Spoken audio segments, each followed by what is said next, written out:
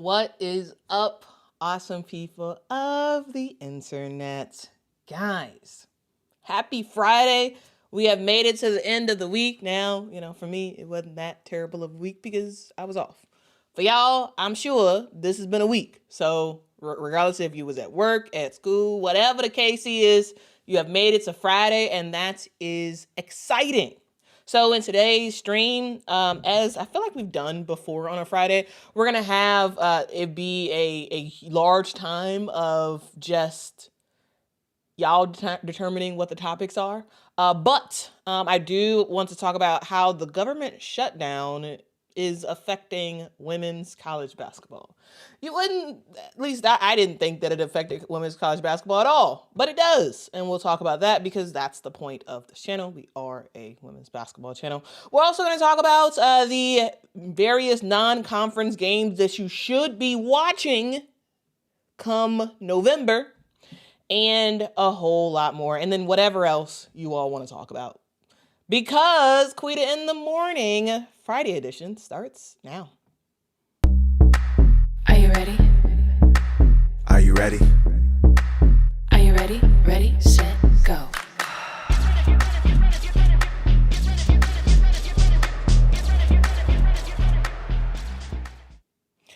All right, let's go into our first topic of the day, and that is the fact that UConn and Louisville might not actually be starting off their season overseas after all.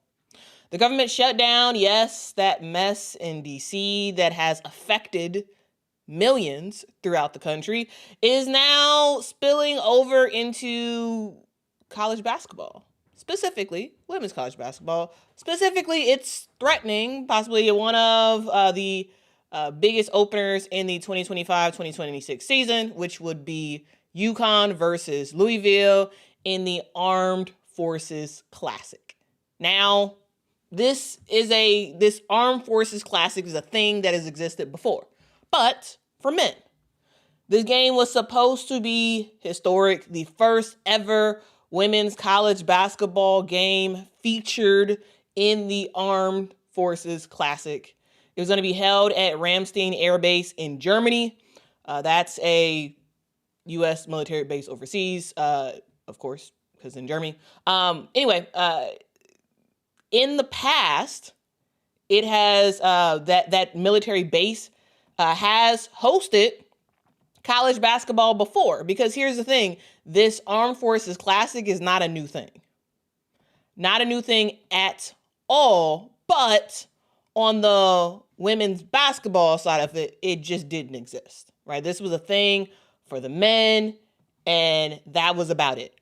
But this was a new day, an opportunity for the women to participate in the Armed Forces Classic, right? You all may remember, back in time, UConn, the men's national team, basketball team, for UConn, they took on Michigan State at Ramstein Air Base back in 2012, and we've seen this Armed Forces Classic go to Korea, play in Japan, play in Hawaii, Texas, Alaska, they've been kind of all over. But this year, they were going back to Ramstein Air Base in Germany. That was the plan, was this year they were not going to have a men's basketball team play for the Armed Forces Classic. It was just going to be the women. And because this is a historic thing and a cool thing, ESPN was like, yes, we want to record the game. Right? We want to record the game and get it all together. Full setup, lights, cameras, the whole works, to give, the airmen and women on base an opportunity to see a awesome basketball game, but also to stream it around for the world to see as well. And Gino Auriemma, he was excited about the idea of UConn in Louisville being the first ever women's basketball teams featured in the Armed Forces Classic. And he was proud to give the troops an opportunity to watch them play in person.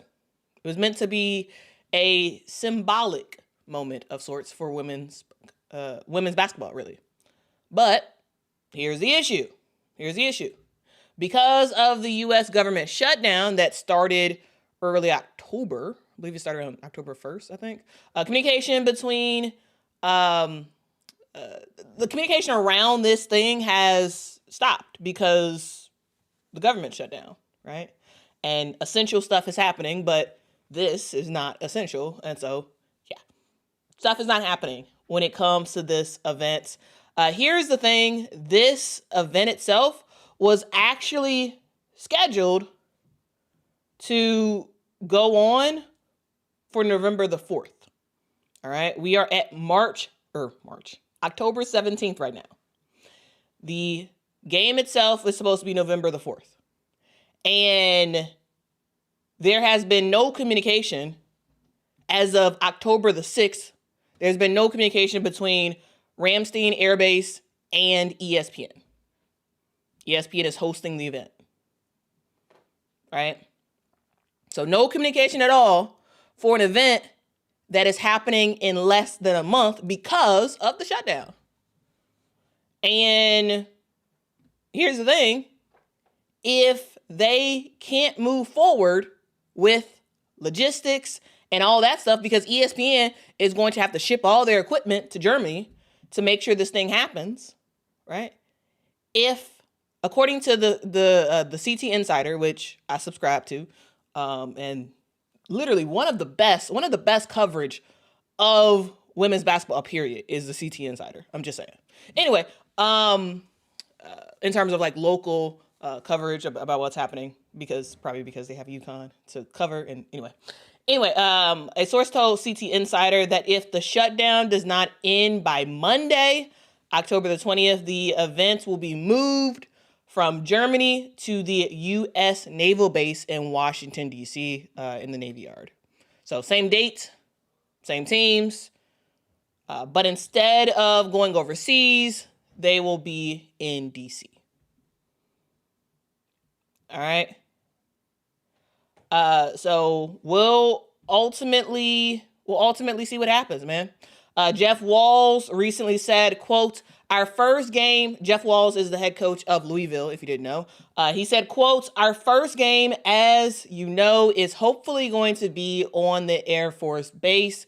If we open back up, we're closed right now, our country. And so we'll ultimately see what happens.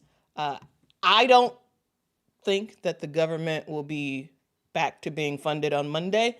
So I do think it's extremely likely that this game will be moved from Germany to Washington, D.C. Right? And so, yeah. All right. We'll actually see what happens. And this is something that, yeah, I mean, this isn't a political channel, but who would have thunk that this thing is still lasting? Who would have thunk?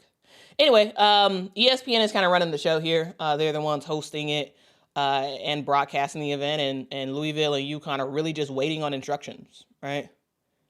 They're waiting on instructions from ESPN on like, okay, well, how do we move forward?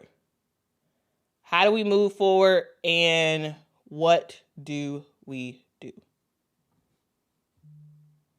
It's a lot of overall question marks around what happens next. And ultimately, guys, we'll see. Ultimately, we will see. It's their goal to host the Armed Forces Classic, but ESPN is exploring contingency plans. One of those plans is to just have the game in DC.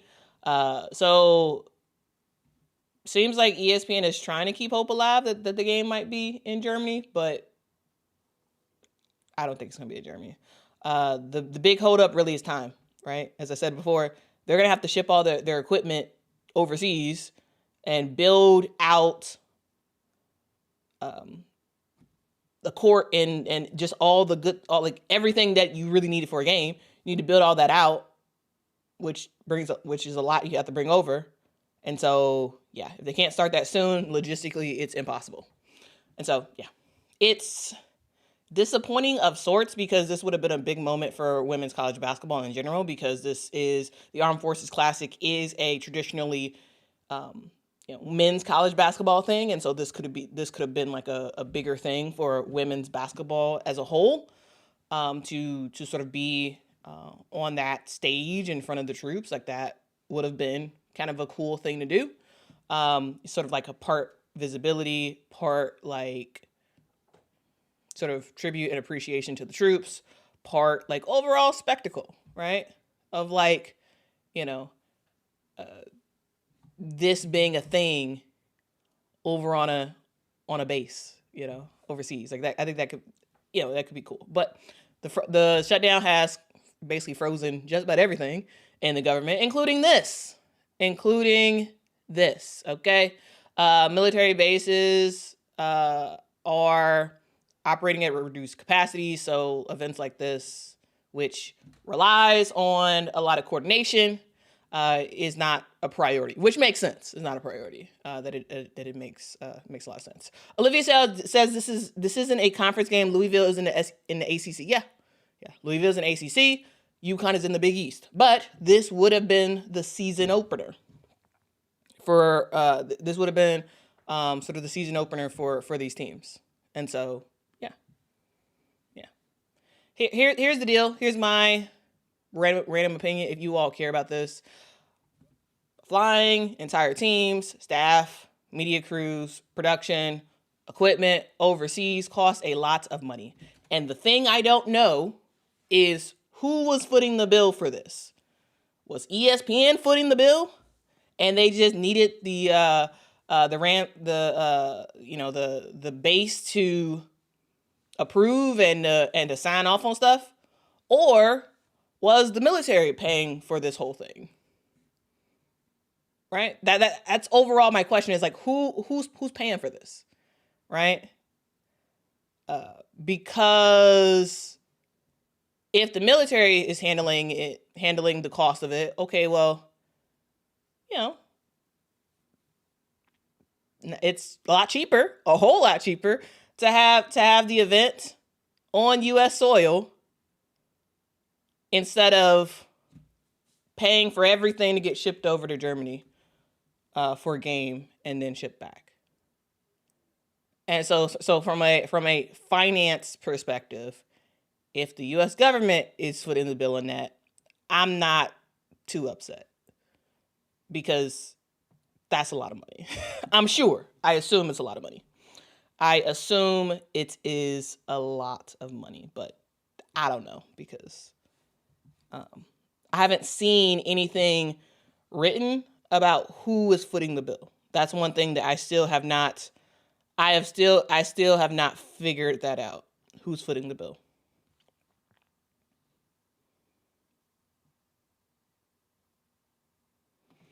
Donna says it's too expensive, so just have the event here. I mean, in my opinion, it is very expensive. W. Bazil says ESPN events and its corporate sponsors pay for the Armed Forces classes. Meaning they pay for everything. Meaning they pay for the two teams to go down there and their staff and all that stuff. They pay for the court to be built. They pay for the seating, the lights, W. Bazil, is that ESPN and their sponsors are paying for all that stuff? If that's the case, then I don't care. But if the government is paying for it, meaning our tax dollars, I don't mind it being in DC. So yeah, that's the thing. So yeah, if ESPN events and their corporate people are paying for every single thing, okay, all right.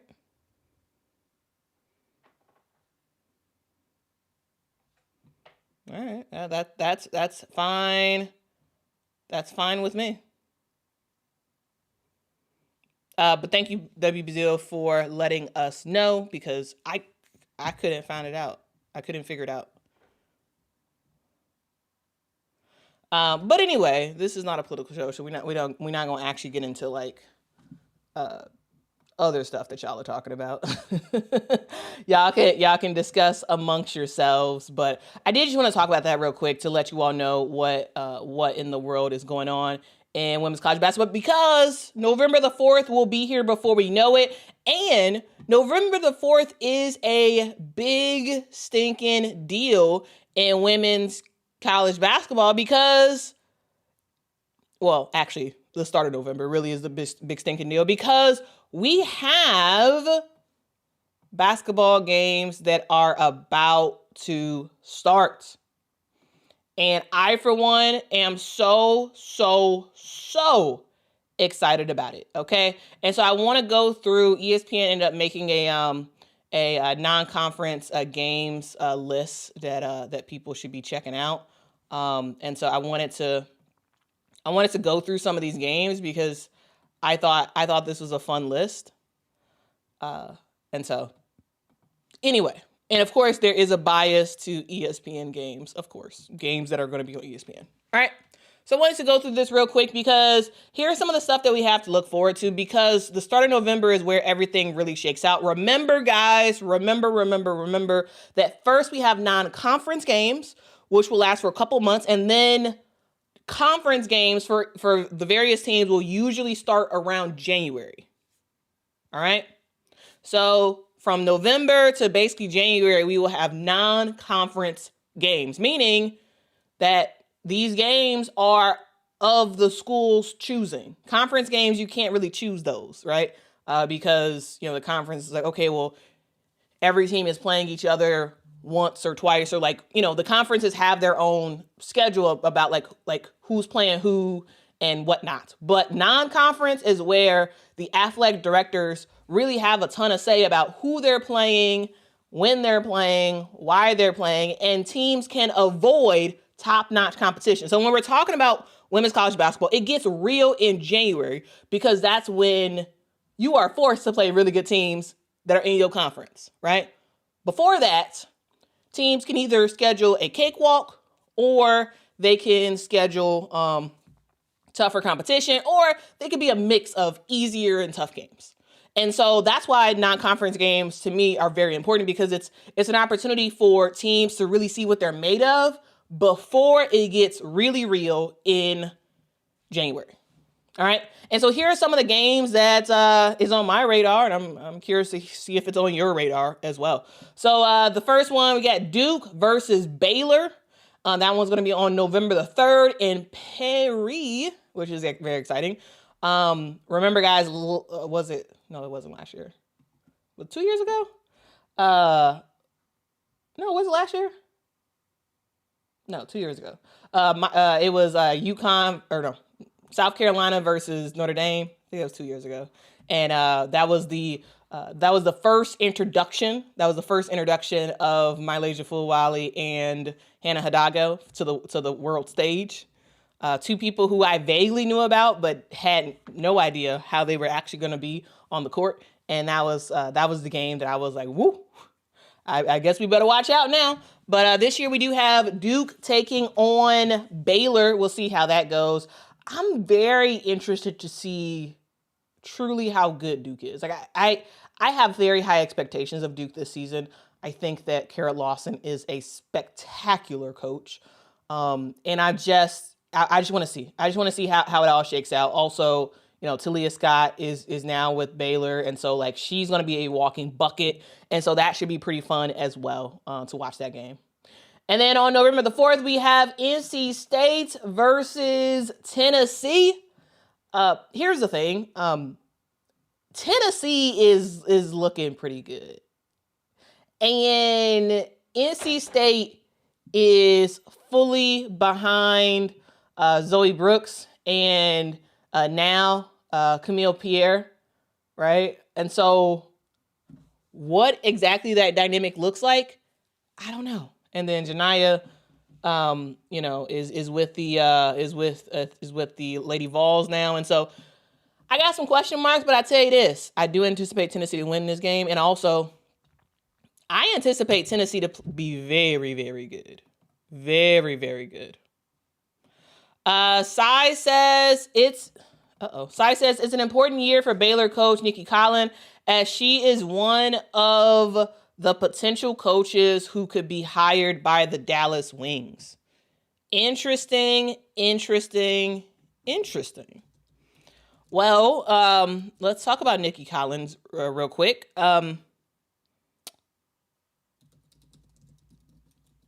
Because actually, hold on. I'm fact checking myself before I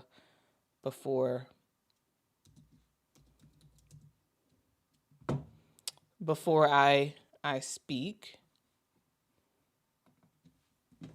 because I could have sworn. Yeah, there we go. I found it. Yeah, she was already a coach. She was already a coach in the WNBA. That because I was like, wasn't she the Atlanta Dream coach that ended up leaving? Yeah, Nikki Collins was the head coach of the Atlanta Dream for 2 seasons, right? She spent time in the WNBA as an assistant coach before that. Personally, guys, I don't think Nikki Collins comes back to the WNBA. I personally, I don't see it. Now, sure, our team's probably checking for her. Yeah, I'm sure. But I don't see her coming back to the WNBA. I think she left the WNBA for a reason. I think a lot of coaches would rather coach in college than coach in the WNBA.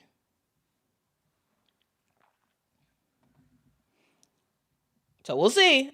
I don't think she'll I don't think she'll go back to the WNBA. It would have to be a fantastic situation. I mean, I could be wrong. But I'd be surprised, personally. All right, and we also have Oklahoma versus UCLA. That should be a fun game as well on November the 11th on FS1. Reagan versus Lauren. Peyton Verhulst versus Gianna Neepkins. That should be fun. Aaliyah Chavez versus Sanaya Betts. I mean, even though those two, I don't think those two are like that, they're not a real matchup one-on-one together because they're play two different positions. But you get the point.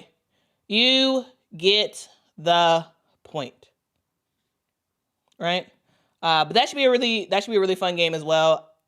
UCLA guys, truly guys, I have them dominating this year. Like this is the best year that UCLA is going to see in terms of the best talent necessary to actually win an NCAA championship. It's here right now. Jay Ali says, and that's the WNBA problem. Coaches want to go to college more. And here's the thing. Do you blame them? If you had the opportunity to coach in college or coach in the WNBA, wouldn't you pick college? Because if you are a good recruiter, you are going to have a great time in college, right? You are going to have a great time. Because number one, college coaches are getting paid, for the most part, more than WNBA coaches, right? And if you can get recruits and at least, show an upward path, you're good. You're good. Yeah, the pay is more. I think there's overall more benefits to working for a college, because if you have kids, then sometimes either they get to go to that same college for free, or there's a heavy discount or something like that. There's a whole bunch of benefits to working for a college. It just is, right? It just is. And so I'm interested to see what happens. I really am.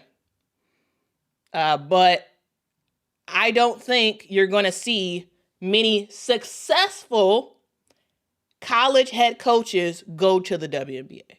Now, yes, you will see coaches come from the NCAA and go to the WNBA, but successful ones, I don't think so. Sai says Stephanie White went back to college from the WNBA and came back to the WNBA, so you never know. Here's the thing. Stephanie White was not successful at Vanderbilt. She wasn't. She was not successful at Vanderbilt in terms of actually making a winning program. She was not successful. And so, in my opinion, Stephanie White, went back to the WNBA because college wasn't working out.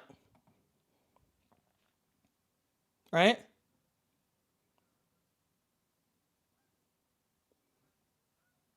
Here's the thing. At Vanderbilt, Stephanie White had a record of 46 wins and 83 losses. She was not successful in college. That's why she left and came back to the WNBA.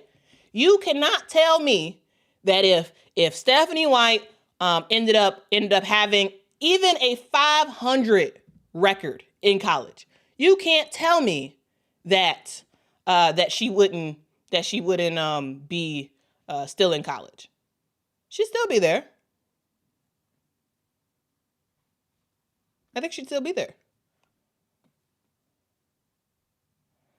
And so, personally, I think that a lot of times the coaches, they're leaving for a very, very specific reason.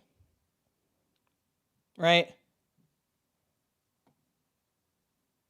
My opinion, now, of course, would she probably say something different? Yeah, probably. My opinion on watching Steph White coach in college is that recruitment has a lot to do with it. If you are not a recruiter, it's going to be hard to hack it in college. Right? And so, yeah. If you're successful and you are a really good recruiter, why are you leaving college for the WNBA? Why? You wouldn't. You wouldn't do it. You wouldn't do it. Right?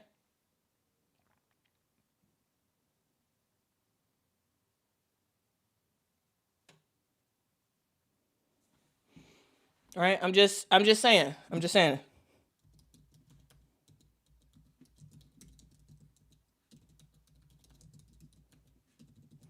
And yes, was Vandy, is Vandy historically a good women's college basketball team? No. But, they really weren't good, and had a very, very losing record before. So, it's understandable. And if you're wondering, Vanderbilt's would never be good. So, Sai says Stephanie White never had a losing record as a head coach career. But yes, she did have a losing college record. Yeah, she had a losing college record.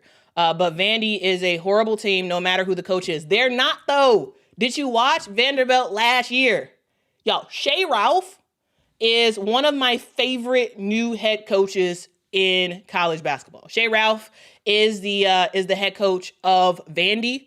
And last year, Vandy was very good, in my opinion. Now, will they be as good this year? I mean, they've had some changes to the roster and whatnot, and Pierre is gone. But they'll still be really good. I think they'll still have a winning record, right? Last year, Vandy went 22 wins, 11 losses, right?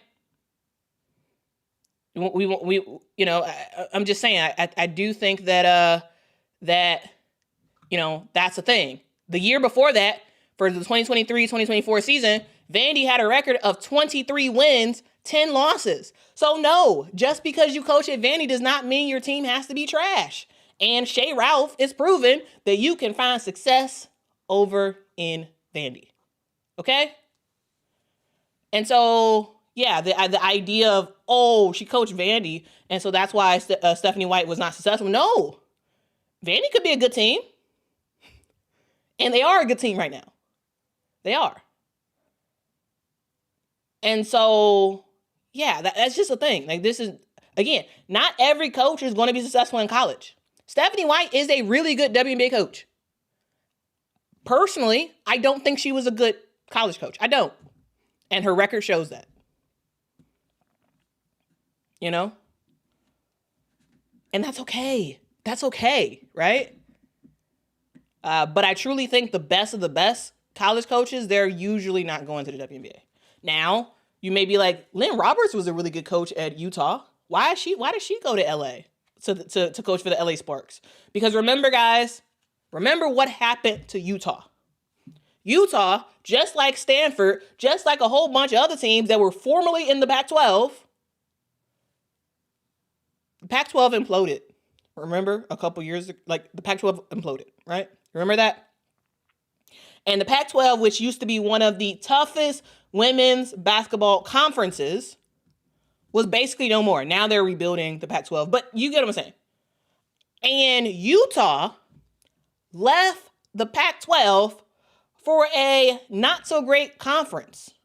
And so top players from the likes of Stanford, from the likes of Utah, were leaving those schools. They were leaving those schools. So was Lynn Roberts a very successful college coach? She absolutely was. Absolutely. Lynn Roberts was a fantastic coach in college. But her player pool kind of got wiped ashore or whatever. Her player pool was gone because Utah was no longer, they were no longer in the Pac-12. And that significantly hurt recruiting. And so in my opinion, I think that's why she left. Not because she wasn't successful, but because Utah went from being in a powerhouse conference to not. That's why, right?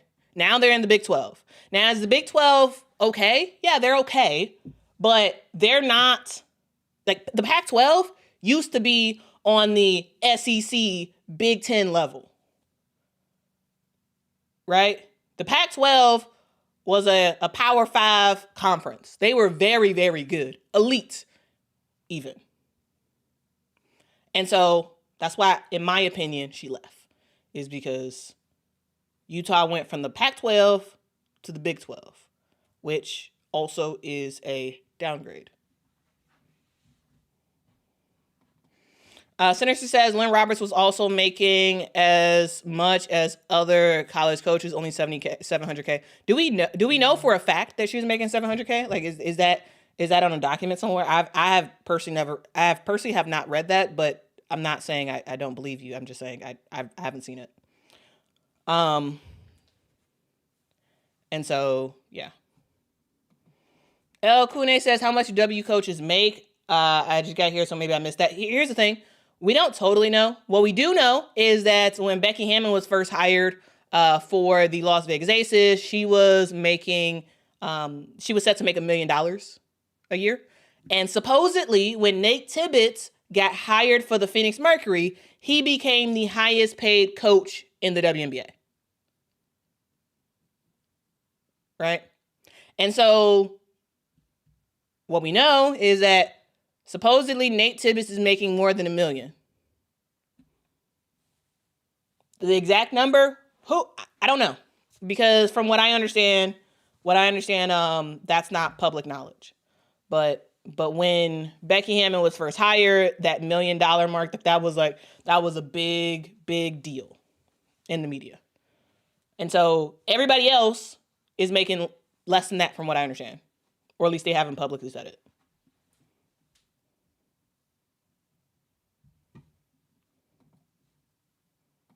Right? So, yeah. But I can pretty much say with confidence that a lot of WNBA coaches, I don't think they're making near $1 million. I don't think so. We know that Becky is. We know that Nate is making more than that, but everybody else, I don't think so. I don't think so.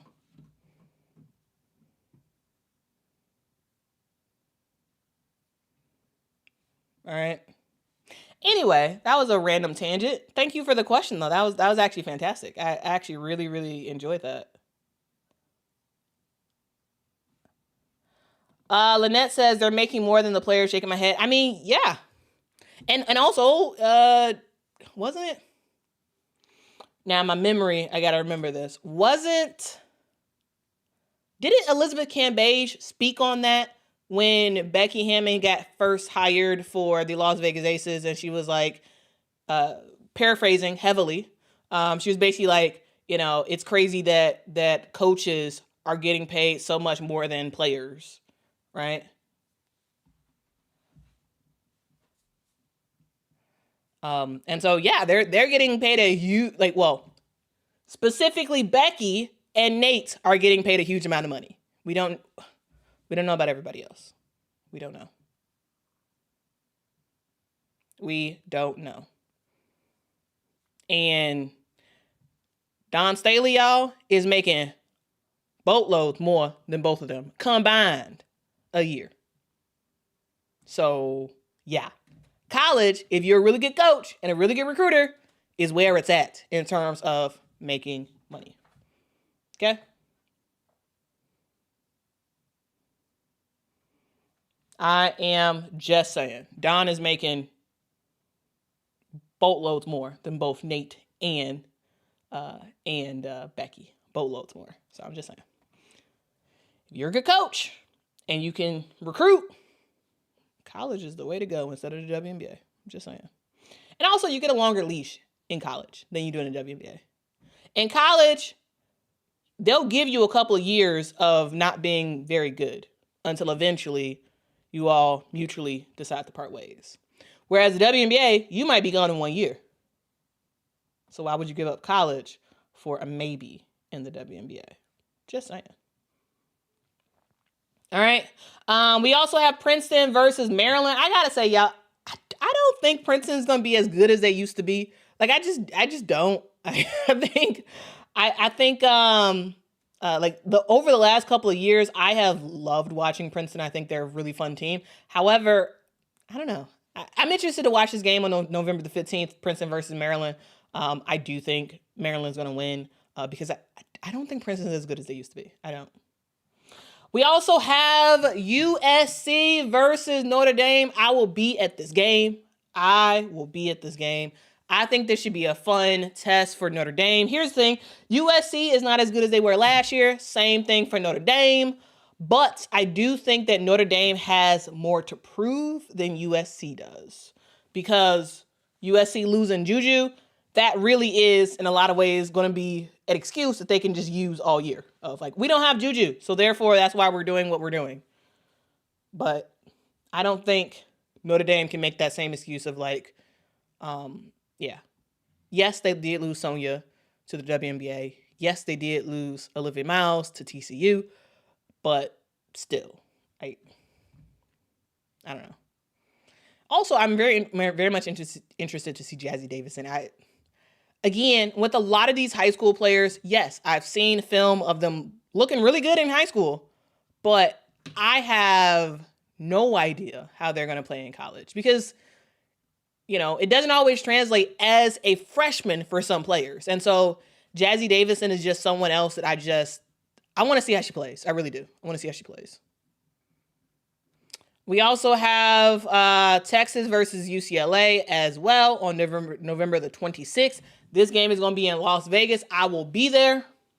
I will be in Las Vegas to watch this game, and maybe we'll have a meetup in Vegas. I think that should be fun. Then we also have that same day, Duke versus South Carolina as well. That should be fun. Got Tennessee versus UCLA on November the 26th, which should be very, very fun. UCLA probably has it, but still, should be fun. We got NC State versus Oklahoma. On December the 3rd, we have LSU versus Duke on December the 4th. And y'all, that's a part of the ACC SEC Challenge in Durham. And I kind of want to go to that game. I kind of want to go. I probably won't be able to go, but I kind of want to go, though. We got Notre Dame versus Ole Miss on December the 4th. We got Iowa versus... And also, real quick about Ole Miss and Notre Dame. Ole Miss, they've been coming for a long time. I think this team has basically arrived as not just a tough team to play in non-conference play, not just a tough team to play in the SEC, but a team that is really going to make even more strides in the NCAA tournament. Mark my words, guys. Coach Yo, this lady has been doing her thing for years, and I think we are really going to see her work pay off. Okay? Because, yeah. You better watch out. You better watch out for Ole Miss this year. I'm just saying. We also have Iowa versus Iowa State in Ames, Iowa. I got to see how far Ames, Iowa is. If it's not far, maybe I'll just drive up there. I think that could be pretty fun. On December the 10th, that could be kind of fun. All right. We got Oklahoma versus Oklahoma State as well on December the 13th. We got Washington versus Stanford. To be honest with you, I think it's a fine game. This game is not as exciting as some of the other games that are on the list, but it should be cool. We also have Notre Dame versus UConn, which should be fun, but UConn's probably going to destroy them on January the 19th. We got Tennessee versus UConn on February the 1st, and that is your list. That's your list right there. All right. So I am very much excited for these games. Lynette says, where can we access this schedule? The schedule is on ESPN. All right. So if you go to the NCAA home on ESPN, it's the first link. 2025 non-conference impact games. Now, what I got to say, just put all those games in your calendar.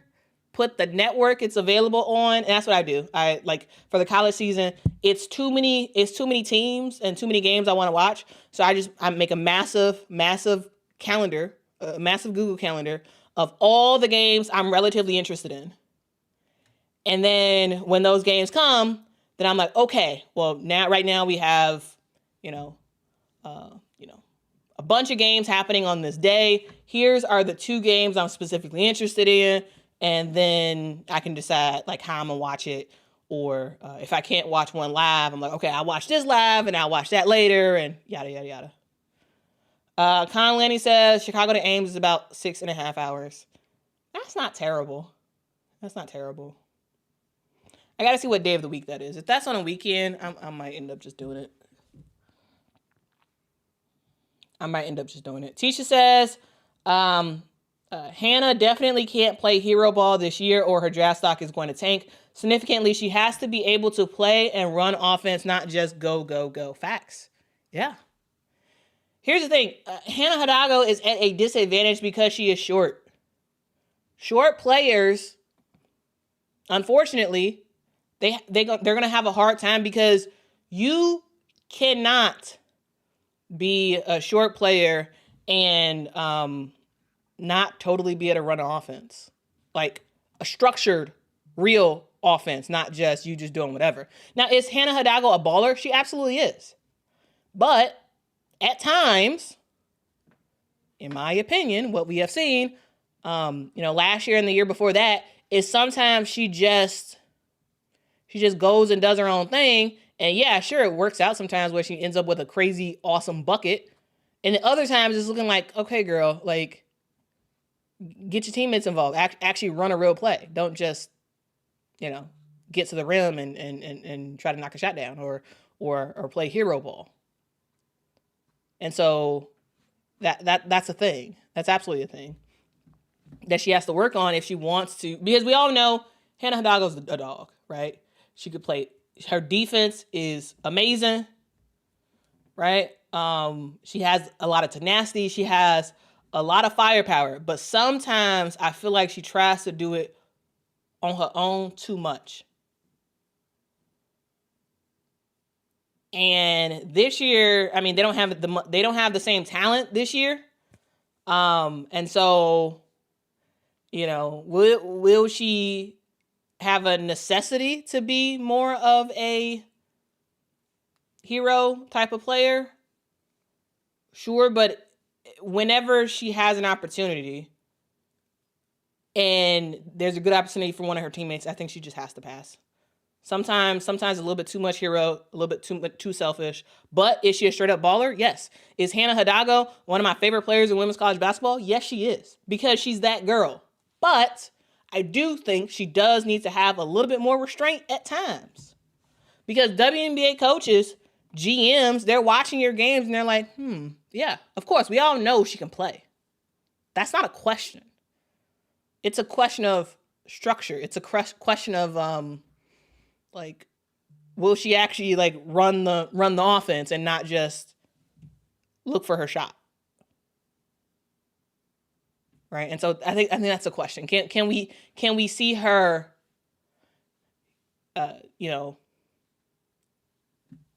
super excel in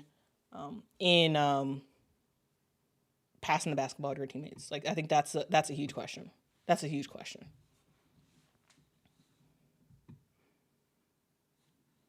Right.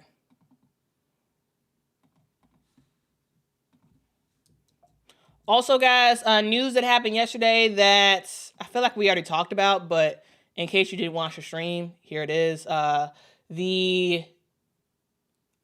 was in 2020 and 2022. Hold on. There we go. In 2026, the WNBA All-Star Game is going to be returning to Chicago, which is very, very exciting. So I will be there. We will be hosting a awesome People of the Internet meetup. So I hope y'all are excited about that. That should be very, very fun. Why exactly Chicago's hosting? Probably for a lot of factors. At first, when I first saw the news, I was like, what? This makes no sense. But the more I thought about it, I'm like, actually, this does make sense. Where was the All-Star Game at in 2025? It was in Indiana. What? And we all saw how crazy the numbers were in terms of people buying tickets and the attendance for it and whatnot. It was huge, even with Caitlin out. A lot of fanfare for the All-Star Game. What team has been proven to not only sell a bunch of tickets, but also lead the league in merch? Indiana. Who's the closest team to the Fever? Chicago. So I do actually think that some of this probably was still trying to get the Fever dollars, right? And so I do think that was a thing. And then also, I think it was because Chicago was like, hey, we'll put it in the United Center. The United Center, if you don't know, is actually huge, right? And from what I believe, it's actually bigger than the Indiana Fever Arena, right? Gainbridge Fieldhouse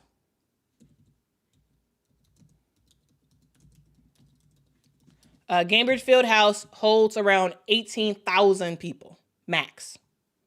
The United Center, which is where the All-Star Game itself will be played, holds 20,000 people. And so this is an opportunity for the WNBA to make another historic mark and say, this in 2026 was the most watched, the 2026 WNBA All-Star Game had the most attended sellout crowd, 20,000 plus, first time in WNBA history, right? I think that could be I think that's a metric that they're looking like, oh, that could be a great vanity metric for us. 20,000 people packing out the United Center to watch the WNBA All-Star game, that could be huge. And so part of it, I think, is the proximity to Indiana. Part of it is because the United Center, which is where the Chicago Bulls play, can hold up to 20,000 basketball fans. That is huge. Absolutely huge. And that's a great vanity metric for the league. 3, it's because, you know, the Sky are gonna have their new unveiled, hopefully. Y'all, me and Mama, we was talking about it yesterday after we found out the news that the Sky are hosting the All-Star game, and we were talking about how there's an idea that maybe they want to show off their new practice facility, right? Once it's done, right? Maybe. Just saying. And then we were like, actually, is that thing even gonna get done in time? And Mama is hopeful. I'm not. That thing gets done in time. And so I was like, because I visited there before, and I was like, I'm gonna make a video, and I recorded all this footage, and I never put it out. I never edited it. And I told Mama I was gonna go back again today, and she was like, "Oh, I go with you." So me and Mama gonna go today because I told her they don't have a roof up. I don't think they're gonna be done in time, and she wants to see it. So we gonna go to the practice facility and see what happens with that. Okay.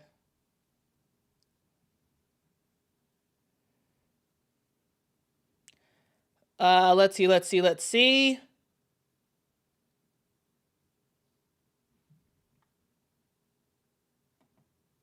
WBZO says, Quita, are you a deep dish pizza kind of girl? I wasn't too impressed when I had it. Deep dish is fantastic. I love deep dish. Here's the thing. In my opinion, you should only really get deep dish from Illuminati's. Illuminati's is the only place to get deep dish. In my opinion, it's the best. All right? It is the best.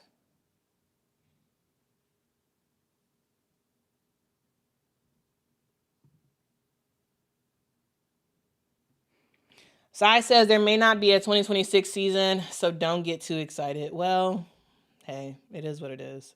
The good thing for me is even if it's not, I'm in Chicago, so I'm not traveling. I don't have to book a hotel. I don't have to logistically, I don't have to figure out a way to get here because I'm already here. So, but yeah, if y'all are booking y'all tickets to go to Chicago for the All-Star game, either wait until the new CBA has been signed, or get traveler's insurance. Because, yeah, Sai might be right. It might not be a 2026 WNBA season. We'll see. Lynette says, I'll be there for All-Stars and the Chicago food. Yeah, Chicago food is the best, in my opinion. But I'm here, so I'm biased. I'm very biased on Chicago food. I think it's great.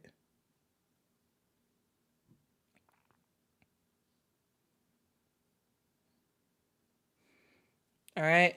But also, I will say, if you're looking for big numbers, and a fan base that is very much excited, the WNBA could have chosen the Golden State Valkyries, which makes me wonder, is there something going on in the Chase Center for the All-Star game next year? Is the Chase Center booked up because of an event during the All-Star break? Because I gotta say, I think it's a little bit odd. Oh, isn't that cool?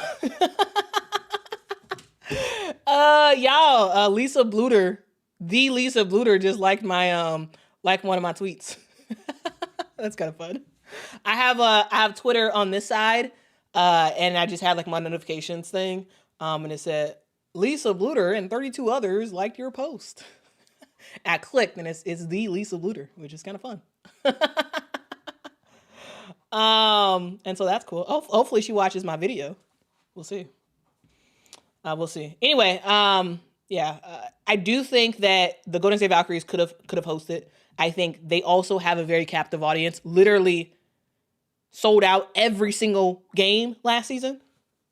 And so I totally could have seen that happen, but maybe it's a 20,000 number that they want to hit. Whereas the Chase Center is not that big.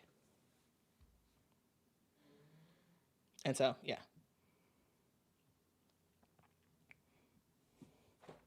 But yeah, that's kind of fun. Shout out to Lisa Bluter for liking my. It was my. I posted a crossover at Kinnick video, and I put it out on Twitter, and she has liked that post. That's kind of cool. That is kind of cool.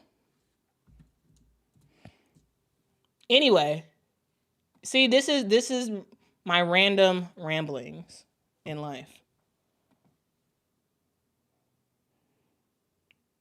But we'll see what happens though. Teacher says, I think people would have rioted if the Valkyries got an all-star game before established teams who never gotten to host. Here's the thing. I don't think so. I mean, there's people mad about Chicago getting it. Here's the thing. I think that the WNBA ultimately does not care about whether or not people are happy or not.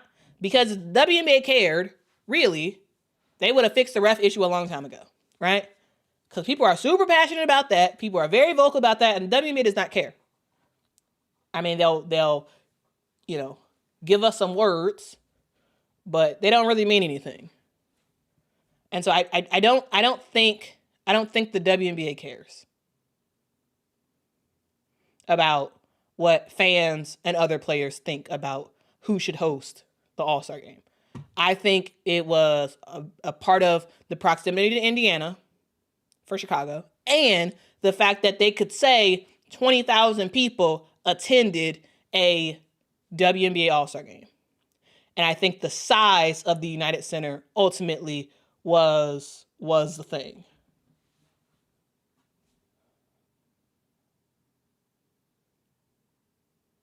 All right. We'll see. Pretty unlocked travel. Thanks so much for the super chat. Says, Quita, do you have an email? I do. You can email me at Quita, QuitaLovesports @gmail.com. I also put that in, it's in the description of the video as well. All right. So you can find it in the description of the video, my email address. So yeah, email me. Don't be alarmed if it takes me a couple of days to respond. Sorry, I get busy, so I may not respond right away. Typically, I feel like people who message me on Twitter or Instagram usually get a faster response. But yeah, if you email me, I'll see it. Remember, it's one S, not two S's. One S, not two S's, if you're emailing me. Okay? Yeah, KT, United Center is one of the biggest basketball stadiums in America. It's very, very, very, very big. Very, very big. Is it the biggest? I don't know, but it is one of the biggest. Yes, it is. But it would have been nice if it was at Chase Center, to be honest with you, to just show love and support and appreciation for the Valkyrie fan base. I think that would have been pretty cool. But again, I think that 20,000 number put it over the hump that it was going to be in Chicago. So anyway, that's it. Anybody else got anything else to say? Anything else? El Kune says people are always mad. Yeah, people are always mad. And the WNBA clearly don't care. They clearly don't care, man. But yeah, I'll be there. Regardless of if the season actually happens, I'll still be here regardless because I live here. So it is what it is. Anyway, I'll see y'all in the next one. Guys, happy Friday. Hopefully y'all are having a wonderful, wonderful start to your day. Guys, have a good day. Be kind to one another. Tell somebody that they matter because truly they really, really, really do. And guys, if no one has told you, you matter, well, let me tell you, you matter. You are important, and I am very much happy that you are on this earth. Thank you so much for being an awesome person of the internet. Hopefully you feel that as you go throughout your day. Be an awesome person of the internet. Be an awesome person in real life. Just be an awesome person in general because that's where it's all about. That's what it's all about, okay? That's what it's all about. All right, guys, I love you. But most importantly, guys, Jesus loves you. He wants a relationship with you. And this is not like a, he really does. He really does. Okay. So regardless of if you believe it or not, he really does. Oh my God. I tell you, in my head, songs all the time. As I said that, it was Donnie McClurkin. I always called him Donnie McClurkin, but I think it's actually McClurkin. Is it him? He made that song, He's Calling You. He's calling you. Tell me, what are you going to do? Your time has come for a life brand new. He is calling you. Dog, I gotta go. I gotta listen to that song again. I mean, I tell you, I love music. I love music. And once I hear it, I'll never forget it. Anyway, y'all have a good day. Gotta go. Where's my outro? Where is my outro, guys? All right. I found it. Bye-bye.